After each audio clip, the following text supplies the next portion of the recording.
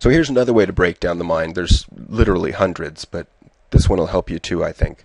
So if you think about what's going on in your mind that's positive or helpful, and what's going on in your mind that is negative or unhelpful, and then you've got the rational, as I talked about before, so your thoughts or your thinking, and then the emotional part of your mind, or the feeling part.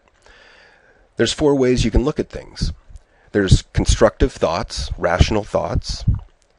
Something like, I can do this, or I am a good person, or I am resilient. Then there's negative or destructive thoughts. So this is impossible. I can't do this. There's no way. And then there's positive emotions or constructive feelings. Feelings like curiosity, interest, pride, and passion. And then there's what I would term negative or destructive feelings. And these might be things like despair, destructive anger, because there can be constructive anger, contempt, and let's say fear, which is keeping you from doing the right thing. Because fear can also be useful if it's keeping us alive. So that's another way to kind of break down this rather complex thing called the mind.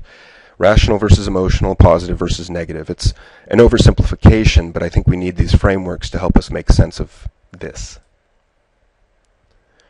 And here's the order in which your brain works, and this is fascinating to me as well, because I didn't get this for most of my life. So we got this guy walking along, and what happens is the emotional part of your mind is always scanning the horizon for danger. So it's always on the lookout.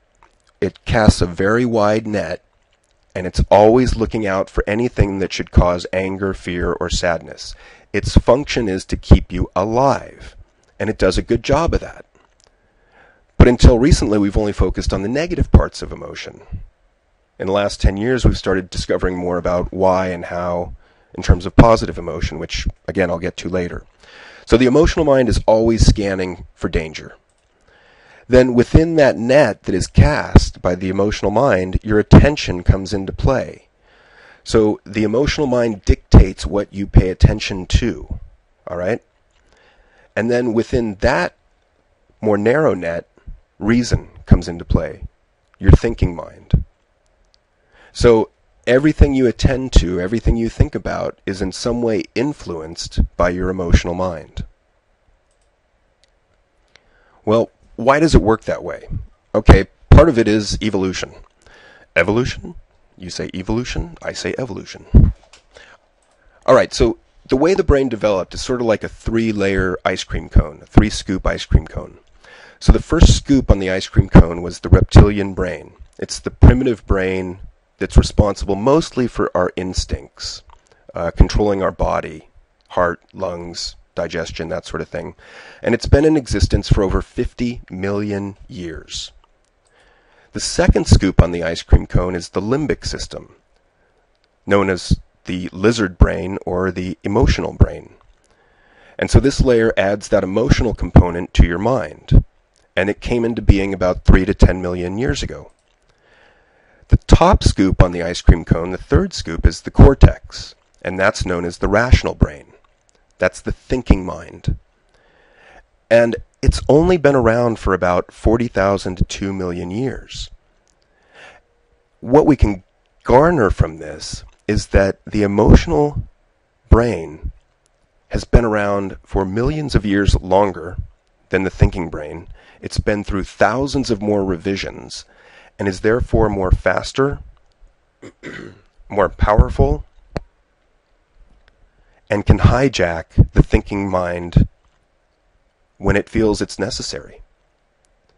So it's critical to become more aware of the emotional part of the mind and how it takes over if we want that most powerful mind we can develop. All right, so you can say, well, yeah, whatever. Why should I care? So what? Well, let me tell you. Some of the studies have found that in business, vice presidents with what I call advanced tools for the mind, or ATM, brought in over 300% more revenue annually than those vice presidents that didn't have those advanced tools for the mind. In highly competitive sports, athletes with advanced tools for the mind perform better and recover from injuries faster. And in fact, one of the greatest differentiators between elite athletes is their ability to rebound quickly from negative emotions, disappointment, anger itself, when they miss a shot in the NBA Finals. How do you rebound from that quickly in a matter of seconds so that you can continue to stay in the zone or in a calm place to perform at your very best? College students with ATMs were more likely to persevere through difficulty and graduate.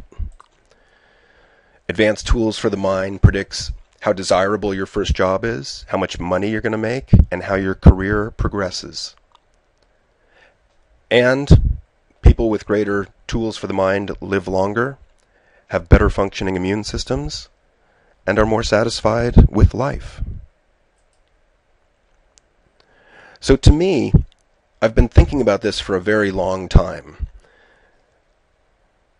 And my conclusion is that the strongest you can develop is a balance between a powerful thinking mind and a well-managed feeling mind. So balancing the rational with the emotional.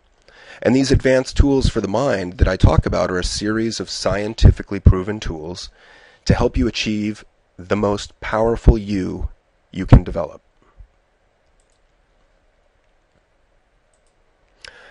The problem is, it's very difficult to speak to and train the emotional part of your mind. You can't do it by simply talking to it and teaching to it like we do in the public school system, for instance.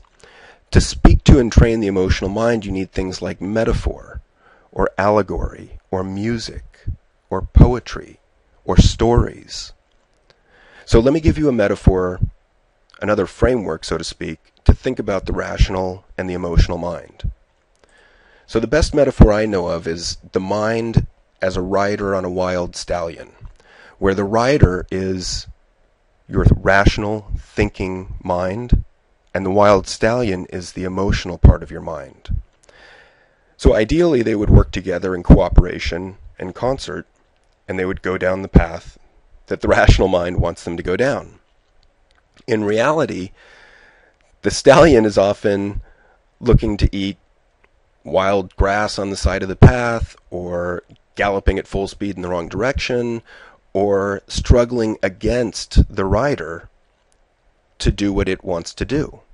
Or maybe it sees what it considers a predator and runs away in the wrong direction.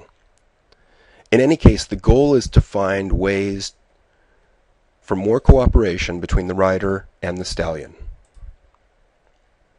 Alright, so here's a quick magic trick that I like.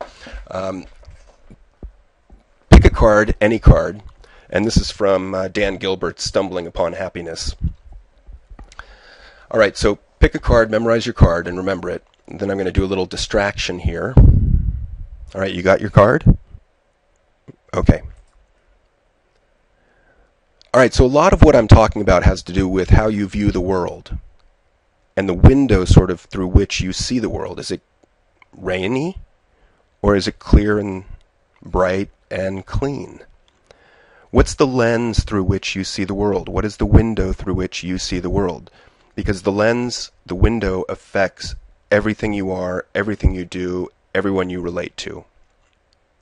So the borders of the window are defined by your emotion, your thoughts, your values, and your past experiences.